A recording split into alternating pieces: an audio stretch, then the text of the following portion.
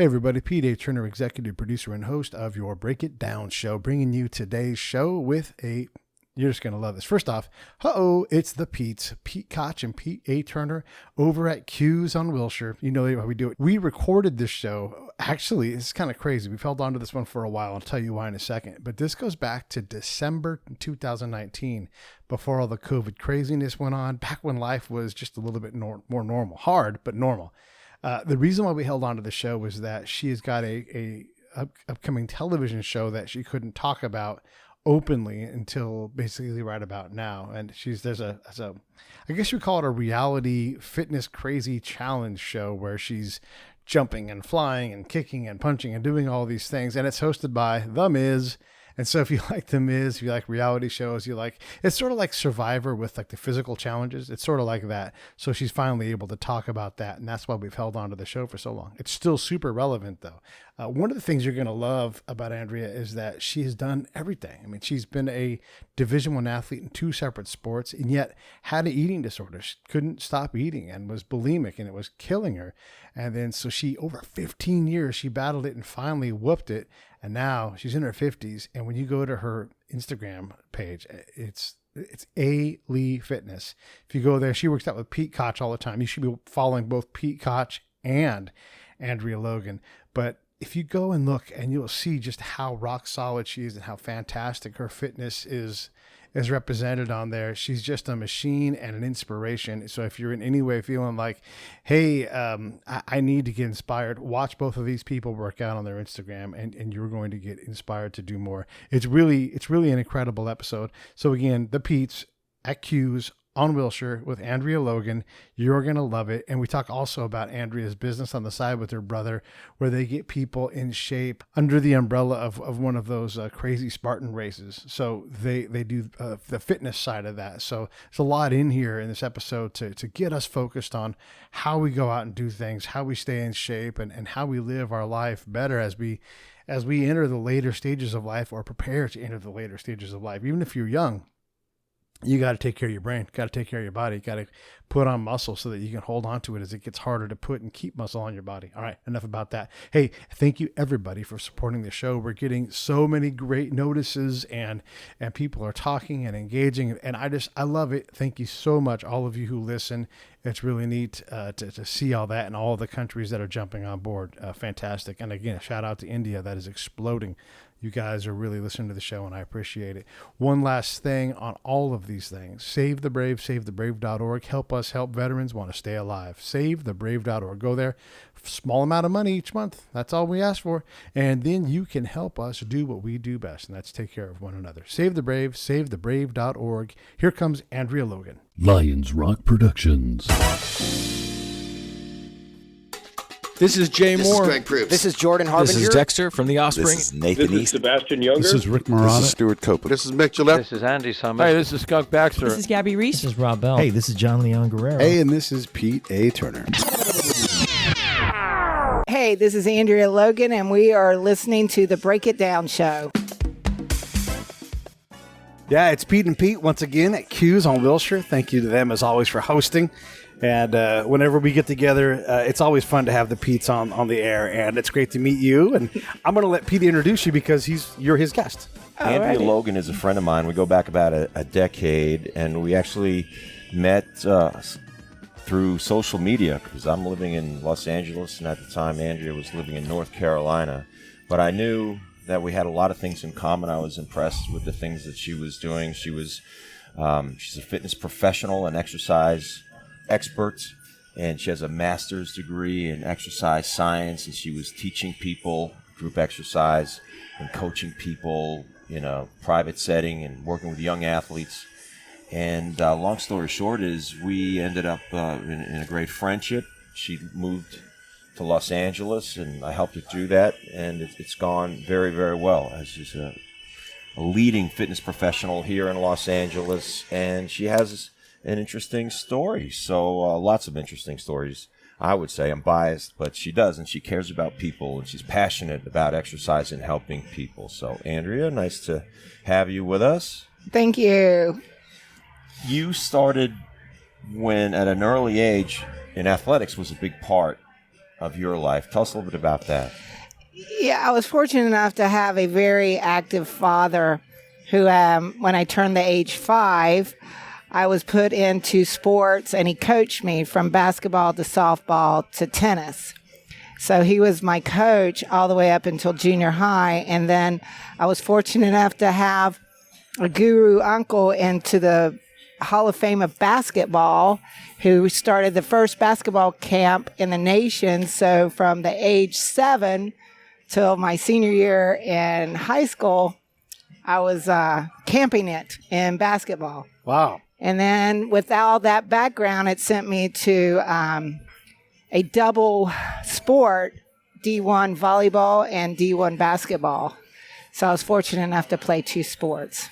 You are not terribly tall. No, not at all. So you must be a setter, point guard type I was person. I was an outside hitter and a strong forward. Were you really? Yeah, I can jump out the roof though. Oh, Yeah, okay. I had some good hops. So. No kidding. Yeah, so I'm not that tall, but no, I was outside hitter and strong forward. You were a Division I athlete in 2 sports. Yes, I How was. rare is that? Yeah, I was fortunate. I really was. Very, Yeah. extremely fortunate. So, and everybody can follow you on Instagram. That's the best place, probably. And Yes, it's A-Lee Fitness. A-Lee Fitness. Andrea Logan. If you get lost, Spell that. A-L-E-I-G-H and then fitness, F-I-T-N-E-S-S. And if you can't find her, you can certainly find Pete Koch on Instagram and ask him. He will tell you. And if not, you can always give me Pete A. Turner. So nice and easy. Yeah, holy cow. So what do you like better, basketball or volleyball? I'm from North Carolina, basketball. Yeah. Can you play like just goofing around at the beach volleyball, or because like you're so good at it? Because I knew a lot of people that played, and they're like, I just can't play smack it over the net. That is frustrating when you're just playing smack it because, you do want a little bit of organization. Yeah. But, the sad thing is being out here in California, I played East Coast beach volleyball. I haven't touched one. Yeah. Since I've lived out here in California. Have not. What's the difference between East Coast and West? Do we have a style difference or something? No, it seems like it's easier to get a court, quality players, because I have noticed out here you've got your kind of leagues, and there's some really, really good players. So if you haven't touched the ball in a long time, you put yourself back to the end of the line. Yeah. But no, I actually, basketball is my favorite in college basketball to watch. Yeah. Tell us a little bit about your CrossFit background and your passion for CrossFit and sort of where that fits into your life. I've always loved when CrossFit first came about, but I was, again, in the beginning part of CrossFit. I trained Marines for about 13 years. Oh, wow. So we adapted the CrossFit back in the early days, right when it first started. So I was on the cutting edge of CrossFit, and I've watched it develop to where it is today. And it was a passion. And then it also gave me a way after leaving college, not a place to compete seriously. It gave me a platform to allow me as well to become a CrossFit athlete and to teach your everyday people off the street how to become a great athlete. So. I've been to a few of those competitions supporting friends and everything. And one of the things that terrified, because I did CrossFit early on as a military guy and deployed, like, just get up this pull-up bar any way possible, 25, and then go do that. And then go. So we would do like the Ronda or whatever the exercise was. Ronda's nasty. But sometimes at these competitions, it seems like putting the bar above your head with terrible form is way too easy to do. Like, no one's like, hey, you're done, stop. Yeah. And they're bent back and just like probably any sport, even just like a regular person lifting in the gym, everything can have its danger. It really can. CrossFit has its really powerful side. And then again, like what you see, that does unfortunately happen. As I've gotten older, I do not like putting a bar over my head as much. Yeah. But I still love that competitive edge that you have when you do CrossFit. Yeah, I've got a friend that's got rebuilt shoulders and knees, and he's like, I'm about to get back into CrossFit. And he's a really heavy guy. Mm-hmm. And like the last time I saw him at CrossFit, he was doing a handstand. And I'm like, what are you doing? Like, go get in a pool. So, I mean, I know you can work out that way, but he doesn't have the common sense to, like, not continue to destroy his body as he's doing it. Correct. Now, that's when your coaches come in play. Right. That should help you realize where your boundaries are. But that's the great thing with CrossFit that has allowed a lot of athletes to cross into the OCR races now. So it's given it a different athlete where you're not throwing a heavy bar over your head, but you're still doing great things, climbing ropes, walls. And just for clarity, OCR stands for Obstacle Course Racing. Yeah, and that's your Tough Mudder and your Gladiator runs. And the Spartans, And the Spartan runs, yeah. Yeah. And which is a new area, right? That you're tackling on. Tell us a little bit about the OCR and you've got a relationship with the Tough Mudder company, and tell us a little bit about what's going on there. Again, I'm going to just keep using the word fortunate. I've been blessed in my life, and I got into Tough Mudders, which I really like because it's community-based. Right. CrossFit's community-based.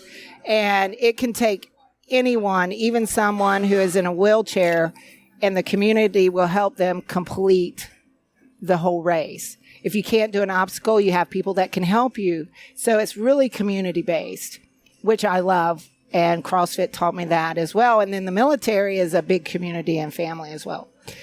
So I've been doing Tough Mudders. And then my brother, who is a banker, retired from banking, and he gave me a phone call. He said, let's open a gym. My mouth dropped wide open because me and my brother have not had a relationship like that at all. He wants to change people's lives. So I said, you don't want to start one by yourself, ground up. Yeah. There is a brand new company that's just transferred over into the Tough Mudder gyms, which is a boutique gym, but you already have your branding. So my brother in North Carolina, Charlotte, decided he was going to do that. So he bought a territory. Well, if you know my brother, owning a gym he needs more of a challenge. It's a bigger problem. So he decided he was going to buy the Tough Mudder boot camp side. Holy cow. So now, not only are we developing gyms, we're developing them across the nation. So my passion for Tough Mudder has now turned into a passion of creating gyms across the nation. So are you going to be like the chief workout officer or something, the CWO? They have someone that is now developing programs that they had already on staff. I'm going to come in and help the head honcho develop. So I'm going to be part of it to help create these wonderful programs across the nation. So again, I'm fortunate I've stepped in the right place at the right time. What do you think obstacle course racing he sort of fits into the grand scheme, and then when within that, so people understand, when you say to someone Tough Mudder, they say, oh yeah, those are those really challenging races, and you're going to get muddy, and there's going to be obstacles, and it's fun, it's challenging but fun, right? And it can very often be community based because people will say, hey, they get everybody, half a dozen people from their office together, and they go and wear the same color shirt and they'll run around together, that type of thing. And now that the Tough Mudder organization is opening up community-based kind of community, or when we think of a boot camp workout, we obviously we don't think of one person going to the gym and exercising in isolation. We think of a bunch of people exercising together, and maybe with music going on and a little bit of fun there too, right? So that's what's happening in the boot camp environment. And do you feel like that's the future? Like we've seen that with CrossFit, but I think CrossFit's maybe peaked out. Well, where do Tough Mudder boot camps? Where does that fit in? We want to separate the OCR Tough Mudder race with the Tough Mudder boot camp classes because we want, again, to build athletes. And again, it's community based. You are working out with a partner of 2, 3, or 4 at each station. And what I mean by stations, you can have an exercise with 3 people, 3 different exercises. There's a clock going, but then there's also a television that is showing you the movements if you forget what the movements are. Then once that time frame, you go to the next station. And it's just a big circuit. But it's all community based. You're pushing your partner. You're cheering your partner on. It's giving you a feel of family and support, because a lot of times when you go into a regular gym, you're just speaking to people and you're on your own. Yeah. This is building a great community, family, and then you're also kind of taking care of each other while you're in class as well. So that's what it is. And Tough Mudder, since it's a national brand name, it's already out there that helps build. But when you think of boot camp, unfortunately, people think of the military. Yeah. Big word, intimidating. This is to build a person right off the street that's never exercised before, and we're able to get them to reach their goals and watch them grow and push them, and you'll see a big difference. But again, you're in that family and community. Yeah, that community thing is neat. I've done boot camps, a lot of them, as an actual military guy, and it's funny when you go do the workout part. It's nothing like what actual like the first two words you hear in a military boot camp are fall in, and then the words extend to the left. Yeah. And you're like, I'm like, aren't we going to stand with the arms all extended and then up? No. Okay. So it's neat that it's community, because you're right. You go to the gym and you are really isolated. Yes. Maybe you're doing an exercise the wrong way. No one's going to mess with you. You're like, you just go do whatever. Folks are there to socialize, but I'm there to work. And it would be great to have some kind of task-based things. It seems like these kind of workouts blend, and you guys are the pros. It seems like you have a nice blend of anaerobic and aerobic and plyometric things all mixed together. It is. And it's sort of like similar to a HIIT, but they're taking from kettlebell swings to box jumps to battle ropes. We are teaching pull-ups. We teach rope climbs, push-ups. There's a turf in the middle where we have sled runs. So it's a mixture of everything, and which keeps your body moving. You're using different apparatuses, and it's just you have all different kind of boutique gyms, but this one has a different little flavor to it that's more unique.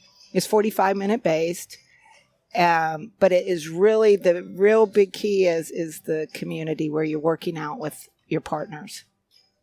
My buddy Brian, who runs Power Rowing in Brookline, Mass. That's a plug for him because he's a great guy. But he was saying, you can come to my gym and I'll make your cardiovascular system work better. But if you don't eat right, I can't change what you look like. Correct. So is there an element to that with what you guys do? Well, yes, we do.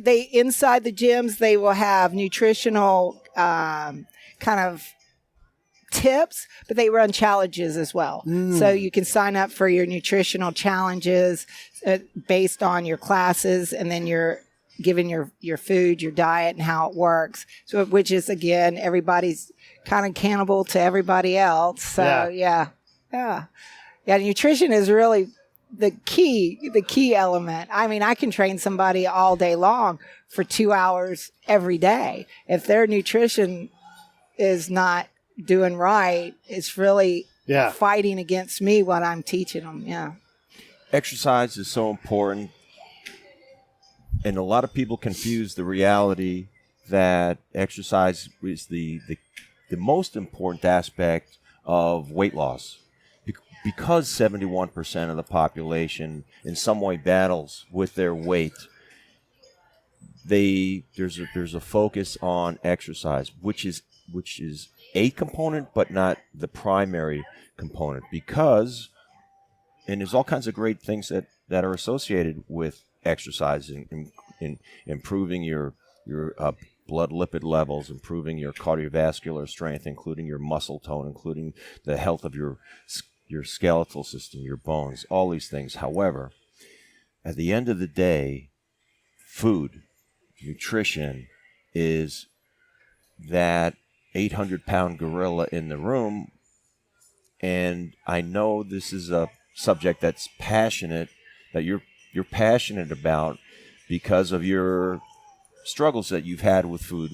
Go ahead and elaborate on that. I was bulimic for probably over 13 years. Wow. I was even pregnant when I was bulimic. I almost lost my child twice. I don't wish this upon anyone. It is one of the hardest. It's harder than alcohol and drugs to fix, I guess we could say. It's always a struggle, no matter if you're not actually active, because wherever you go, food is pretty much facing you. So the drug of choice that I had, unfortunately, is the one that has to keep us alive. So I had to learn that food can work for me, not against me, that if done properly, you can eat what you want to eat. Yeah. And it will not make you overweight. It will not kill you. And bulimia is a little bit different than anorexia. I'm not starving my body. I'm just overeating a lot and then purging a lot. Right. Which aneurysms can come. Sure. You know, I've had teeth problems. I've had heart problems. And I don't wish it, honestly. It is the worst struggle. It's a deep, dark hole. And I was in a deep, dark hole for over 13 years. And I went away to rehab, put myself away for 4 months. And so when Pete's saying I'm passionate with anybody that's dealing with any kind of addiction, because you are in that hole, and it's a cycle that you've got to learn to break for yourself. Yeah. And so what I tell my addicts, you can live without alcohol, you can live without drugs. You cannot live without food. So if I can get out of that dark hole, by golly, I can help you get out of your hole you're digging, because food is very important for our bodies. Yeah. Yeah. I have the other problem where I overeat too much. And I didn't even know, like, I've started to reckon, when here I am 50 years old going, hey, wait, maybe I have a problem with food, because I didn't used to be as heavy as I am now. And like my girlfriend's like, anytime you stand in front of like a party table, you're going to eat everything on that table. And I'm like, I don't do that. And not denial, just no recognition of it whatsoever. And then I'm like, oh my God, I literally can't stop putting these things in my mouth. It's insane. Yeah. And so I've been trying to figure out how to get past that. My intention and my output I cannot get them to jive. I used to be one of those, but then I would sneak off and go purge. And I'm going to give you a very graphic scenario. This is how dark of a place I was. I love buffets. Buffets were my dream heaven. And everybody used to say, how you stay so thin? We're watching you eat. I literally not go in the bathroom. I would go out back and climb in the dumpster so nobody would see me or hear me. And when I think about, well, didn't they smell like, maybe I smelled like garbage or trash, Yeah. But you're in such a denial of everything. You're in your own world. And I cannot timeline a lot of parties or my life because I was so consumed about food wherever I went. And like a party, cake, chips, everything. I knew I could eat it all, but I knew what my devil was. And so what I tell people now to help them is just put a little bit on each plate and then walk away. Keep that plate with you, talk, and just kind of pick at it and never go back to the table. Because if you can just keep what's on your plate, because it's really, you can't just put one potato chip in your mouth. Right. I don't care who you are. You just can't do it. So what I've done is, and I've learned, even in my room, I keep M&Ms, but I will take 2 every day. And I'm pretty good with it. But it's taken me a while to learn how to be, I guess, obedient to my disorder. But I don't let myself either go without as well. So if we can teach ourselves just to put the plate, walk away from the tables, and just kind of mingle and talk. Because we just start, because it tastes good. Yeah. And just for the folks that are listening and can't see Andrea, you are in fantastic, in case you didn't know, you're in fantastic shape. Thank you. I mean, Thank you. Like she's having 2 M&Ms and she's in world-class shape. I mean, you look fantastic. Thank you. No, I do. You can ask Pete. I'm pretty regiment on how I eat. And it's not like I cut things out and don't have. I eat a lot, but I eat all the right foods. And I try to stay consistent because, again, a recovered addict is still an addict. Yeah. And if I go way off, off my wagon, it plays a major part in my head at times. And he can attest to it because I'll say, I haven't exercised today. So I just try to stay, even if I don't get an workout in, I still stay consistent with my food. Yeah. Yeah. How does exercise, and I sort of know some of this about you, but if you could detail it for anybody out there that is thinking about, or that this conversation is resonating with them about an eating disorder, and by the way, overeating, that's Yes. that's a form of an eating disorder, as well as there's several different types, but bulimia, which was your issue, and anorexia, but I guess I can only imagine that it's a real struggle to be in that position. And then talk a little bit, if you would, about how exercise has helped you to, I don't want to put a word in your mouth, but somewhat regulate your behavior. As an athlete growing up, I've always been active. So I never really had a weight issue at all, ever. But my freshman year, I went into college. My coach wanted to build me up a little bit, make me a little bit bigger. If we could take what we know today in the fitness industry and gone back 10, 20 years, I wouldn't have probably developed it. I didn't develop myself as a strong athlete. It ended up making me a fat athlete because I weighed the exact same thing that I did my freshman and sophomore year in college, but I wore 3 sizes bigger. Wow. And it was just the way they trained me. And so, but exercise always gave me the feel good. When I was bulimic, I used to take my finger and try to measure my arm, and if they touched, I was good. So you're touching your forefinger to your my thumb to, around your bicep, correct, your upper arm. And so I used to, literally, that was my check. Yeah. To make sure I hadn't gained any weight, not getting bigger. When I started working for the Marine Corps, I noticed like some of the women were strong, and I knew I was going to have to kind of change how I looked and the things. I couldn't even do a pull-up. After I came out of rehab and everything and was changing my life, I realized how much confident I felt, stronger. I stood up taller. I walked into a room better. And it just made me feel good about who I was. And so fitness became actually my feel-good drug, the endorphins that came with it. And it's the funny thing, when I was skinny, I wore really baggy clothes. Like you'd think you'd show off that you were skinny. Yeah. You never saw me in spandex. You never saw me with a bra top on. Now that I'm bigger and stronger, that's all I live in. It's spandex. It went completely opposite. And it's the darndest thing. Cover up when you're working so hard to stay skinny. So, but exercise for me, it's not about, a lot of women don't like to be big. They don't like to be really strong. That's okay. Mm-hmm. But for me, it's my mental check. It lets me know I am mentally strong and extremely healthy. If I start losing muscle, for me, I think I would go back. If I was getting skinny, I would be scared to become that skinny, sick girl again. So my strength helps me keep mentally strong. And I think with exercise in general, if we just move and pick up some weights, I think it will give us more confidence. I know it did me. And so exercise, and I tell my clients this, if you cannot do a push-up, and then let's say it's taken us 3 months, now you can do 5, don't you feel better? Yeah. Like you've accomplished something, and they'll all tell you yes. Yeah. So that's why I think exercise is so important, because you're giving yourself goals. Yeah. You know, and not just to stay thin.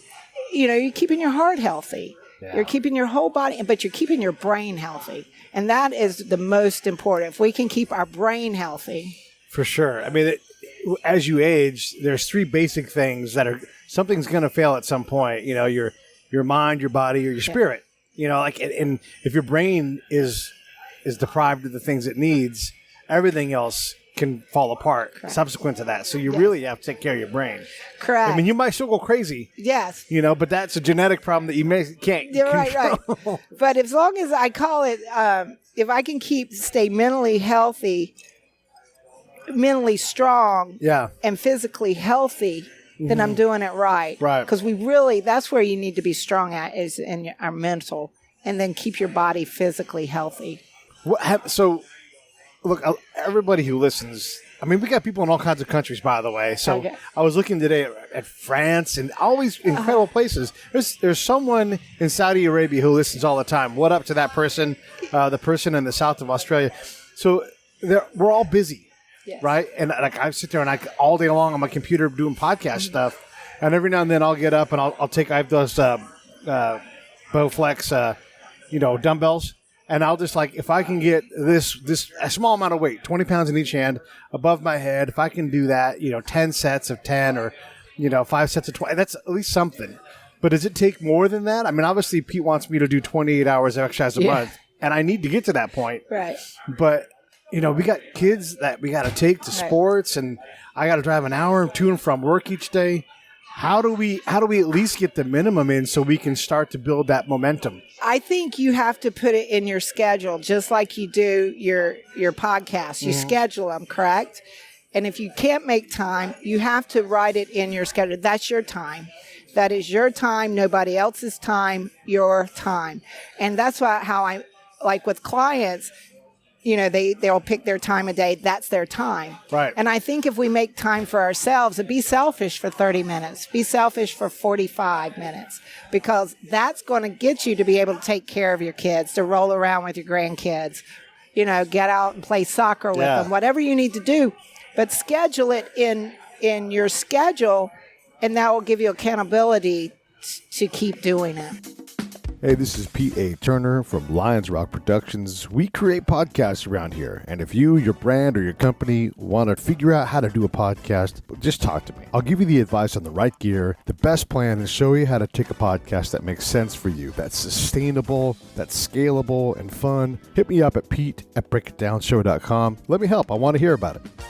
And that will give you accountability to keep doing it. Don't find time. Make the time. Yeah, right. Don't start looking for it, because we've got this. A lot of us, a lot of folks have sort of, it's a sort of disordered thinking about the priority of physical fitness, and how many things can you put in front of that priority if you have a family? Like, what's more important than you being accountable to your family? And that starts with your wellness. If you're not a well person, you're not taking care of anybody. You're getting taken care of, and that's just being a drain. So once you place it in that mind frame, we've all got leisure time. Americans are great at part of the greatness of Americana is how many people will watch a ball game and then talk about it the next day. And we're a country that produces these great athletes and the great spectacles and tradition. I'm a big fan of college football. I played college football, and I love the pageantry. So I'm saying, find that. We all find that time pretty naturally. And if sports isn't your thing, and if it's the arts, great.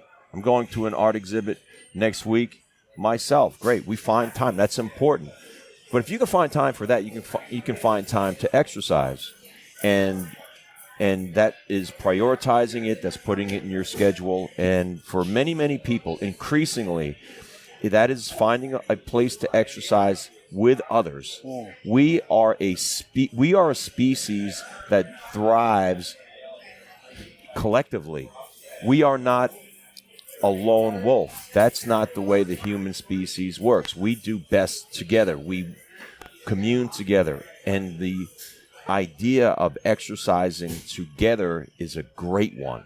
And you have many options from almost any gym that you can walk to in America. Your basic box gym or a Globo gym, whatever you want to call it, you can do a great job of exercising in isolation there if that's your thing. But for many, it's better to go into a group exercise class, whether that's the old step class or some kind of Les Mills or Jazzercise or something like that. And if you want to kind of step it up from there, find a CrossFit gym. They've done a great job of popularizing the idea of exercising as a community. 14, 16, 20 people together at the same time. And now the Tough Mudder people, they're doing the same thing. There's no excuse not to find the right kind of exercise that can benefit you and change your life. Yeah, I agree totally. Find time, schedule it. Then you'll get the feel for it, and then you'll want to keep continuing because you'll see the benefits from it. In business, you need a mentor. Trainers can be expensive. Sorry, I mean That's just, true. You know, like as you That try is to budget true. it out, right? How do you find someone who can kind of bridge the gap? Like, again, get you up the ramp. Or like, I need a fitness mentor who will get me there, but I don't have whatever amount of money it is, because that's at least a mental barrier and potentially a financial barrier.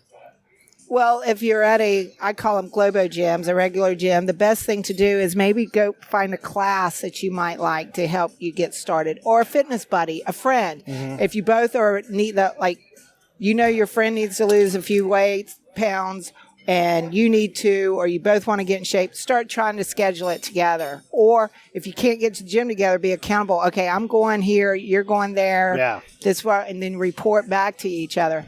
But again, sort of like I'm going to go back to Tough Mudder or boot camps. If you can find a boutique gym, you already have your mentors. You're all doing it together. Yeah. And it's 45 minutes. You're in and out.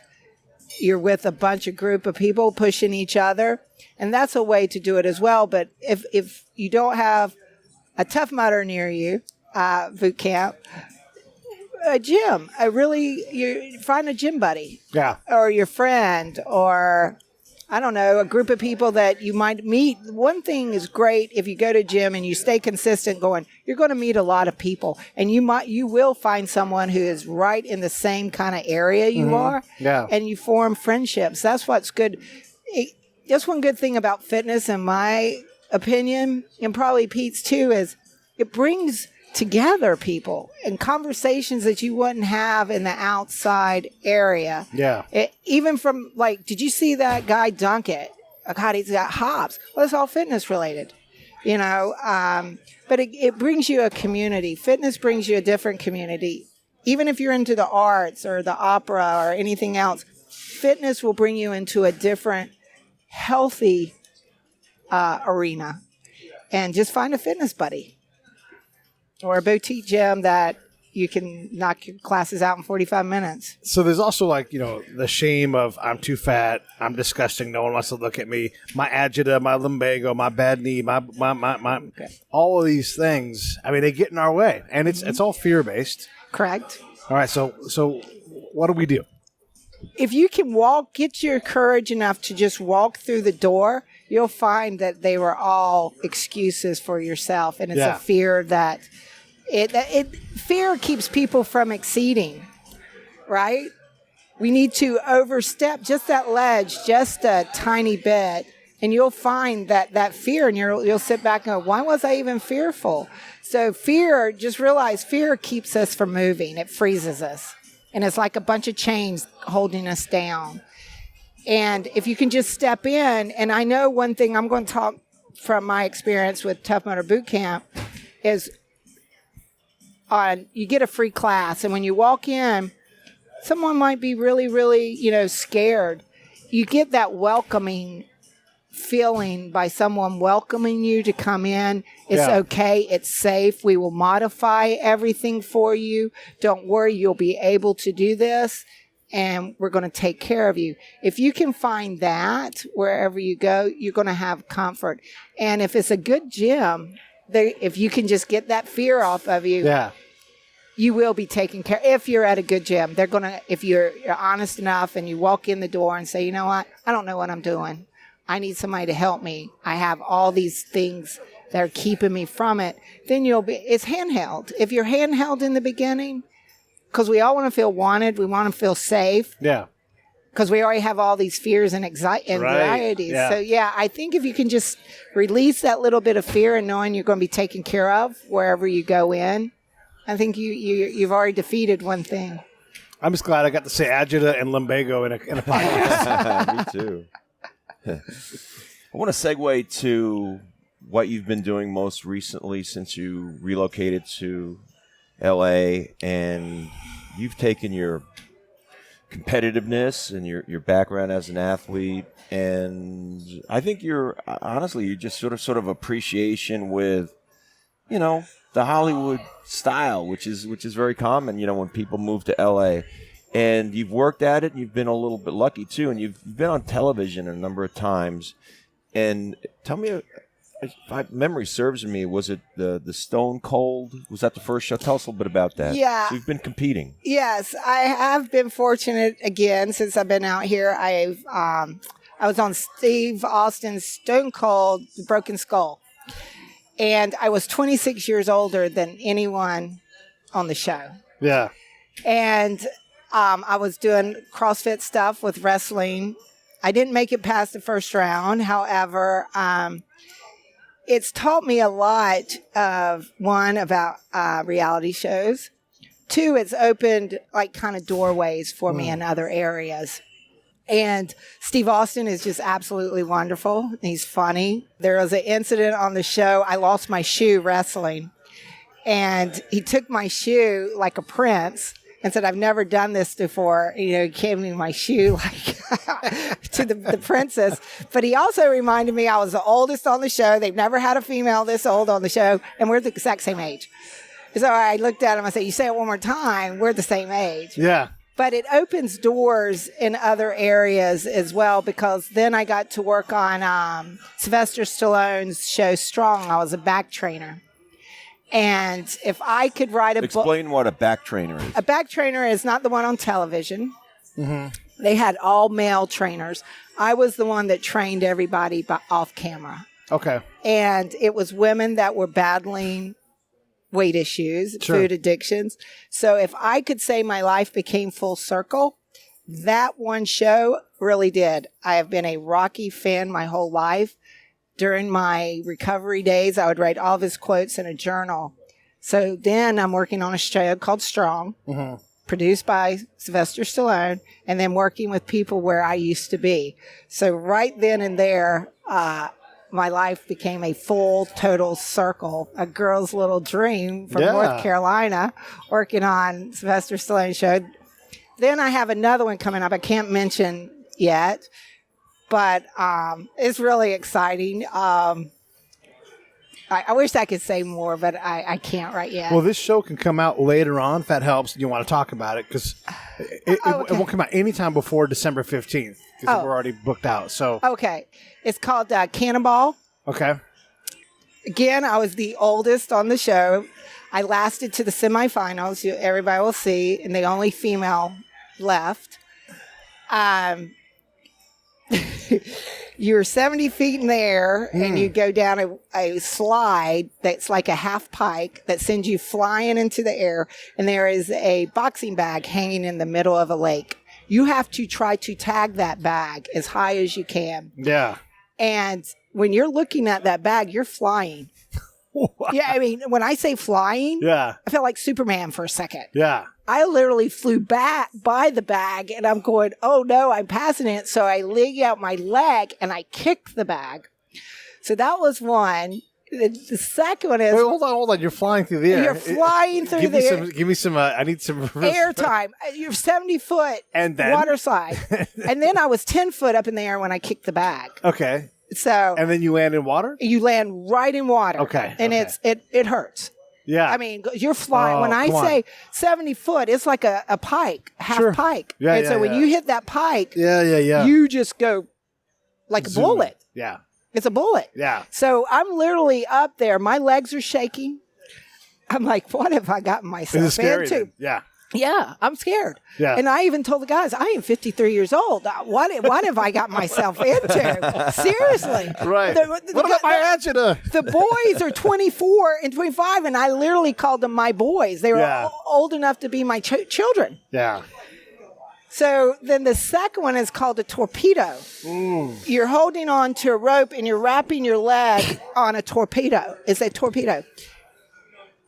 They release it. Oh, my gosh. So you're being flown, but you got to see this target. And they don't tell you where the target is or anything until you're released. Yeah. And you got to jump off of this torpedo Right. and try to land on the target, and you're 50 feet in the air. So this is almost like a zip line with the torpedo attached, and you're hugging the torpedo, Right. and then you're releasing and trying to hit a target. Correct. But you're the projectile. Correct. Okay. Okay. So then we're 50 feet in the air. When you walk a plank, there is a surfboard on a zip line. You have to jump onto the surfboard. Holy shit. Okay. So now you're on a thin plank walking 50 feet in the air. There's the only thing under there is water. Yeah. So that was scary. But then you had to jump on the surfboard. As soon as your feet land on that surfboard, it takes off over the water on a zip line. So you're surfing in air, trying not to fall. And they said, keep your eyes on the bubbles. That's where you need to get to. So that was really, really, really, really scary. Yeah. And then how high are you in the 50 air? feet The whole time? the whole time. Oh, wow. Until the end. Until if you can make it to the end. So I started in 4th place, moved up to the 2nd to 3rd place. The surfing got me 2nd place. So then the final one is my most disappointing one because it was weight-based. And the 3 of us were all about the same weight.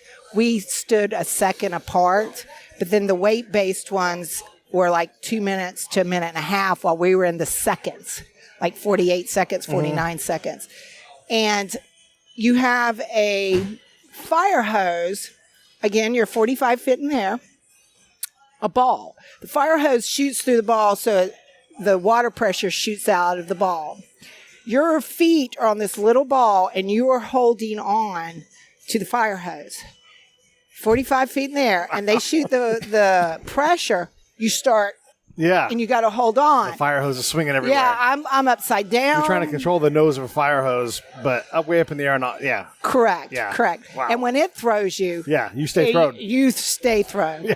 So that was, and I don't know what the final is because you don't get to see anybody compete. You don't get to see what you're doing until you get up there. Isolation.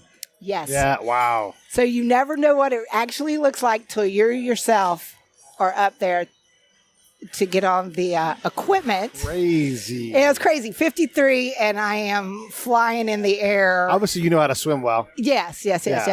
That's one thing. Again, my dad. I grew up on the river. Was my my backyard, and my dad had me on water skis when I was like 7 years old. So water and me are friends, but when you're up that high, it hurts when you land. I swam around Coronado Island recently in a relay, so I just did little legs multiple times. And one, aircraft carriers are huge. When you swim next to one, I'm like, when will this fucker end? I'm going to make it to the end of it. And then I didn't. They're like, your time is up. It's just so big. And the other thing is when you swim in a pool a lot, I'm a good swimmer. I can swim all day.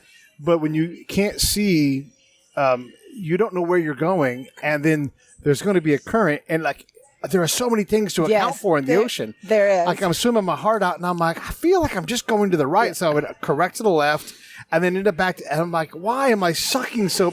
And you just have no point of right. Ocean swimming is a totally different thing. I started a triathlon in North Carolina that's still going, and I remember people training in salt water to swim in a lake, and they sank. Yeah. Because totally it's different. totally, you have to, when you're competing, you've got to know what kind of water you're swimming in because training in salt water, you have your buoyancy and they were just sinking as they were going. I saw so many people fail the swimming. Yeah. For a while, I thought I couldn't swim, which is clearly not the case. And I'm like, I am so bad at this. And then also, I was swimming with two people that are Olympic caliber swimmers. So you see them get in the water and they're just like, it's like, oh, what the hell? Yeah. So funny. Oh, yeah. So being in the military, you probably know about swimming with all your equipment on. Oh yeah, no problem. And I can haul equipment too. Like you can give me a bag, and so I can do it. I can do all of the swim. It's just I had to train in a pool because I'm not going to go swim in the ocean by myself. That's too much. But it was really humbling. Oh yeah, to go and be ready. Yeah, and then get there and be like, one, I mostly had to calm down. Yeah. I had to just relax. I started drinking salt water right away. Yeah. Not because I'm bad, but just because the way it hit me in the face. And, one thing, and I swallowed it, and I'm like, gulp, gulp, gulp. And I'm like, oh, no, that's going to be bad for a while. Yeah. Crazy. I didn't slide down a 50-foot lead, Oh, I'm telling you. though. So crazy. It was the most insane thing at 53 I've done. Now, if I was 20-some, I could see myself do it. 53, when I saw every competition challenge, I literally was like, what am I doing? What am I doing? This is crazy. Yeah. And now do you get calls all the time like, hey, that Andrea lady, she's old, she'll do it. And then they're like, After this show, because the casting people and then even the crew, everybody asked me if I was a stunt person. Right. I'm like, no, this is scaring me. No. But after doing that, I could probably do stunts after you see this kind of craziness. Yes. Yeah. Stunts are hard. We had a stuntman on the show, and he was riding a horse in a Planet of the Apes costume, and it was all foam, and they were going across the river, and he was having to hold up all this water weight and try to ride a horse professionally. And he's like, he damn near killed the horse and himself because just no one had thought like, oh, this thing's a giant sponge. Yeah. And it was, it's so, and if you weren't as fit as he, and he's fit like you are, like you see him and you're like, God damn, you're fit. You have to be that kind of physically in shape. You're not just reckless. Yeah. Like he's a pro. And Yeah. I couldn't, he might have died if he was 150 pounds and didn't have any strength, Yeah. Well, we did have a few people got a little injured on the show. One person got a black eye. His GoPro, he hit head on that bag I told you about. Bullseye, yeah. Had a big old shiner. Yeah. So it was fun, though. I have one question about, and you don't have to answer this one. We can cut it out. But do you get compensated no matter what, like for showing up? Like the people on Survivor that are there for 2 months, they don't just leave their jobs. No. Like the bigger shows, when I worked on Strong, they got paid because they're staying there weekly. Right. They do get compensated. We got small compensation daily rate. But the ones that are spending the night on the shows and staying a week at a time. Do you end up in the guild then because you do have enough lines and everything? No, okay. No, reality show is totally different. Right. Yeah. Interesting. Yes, yeah.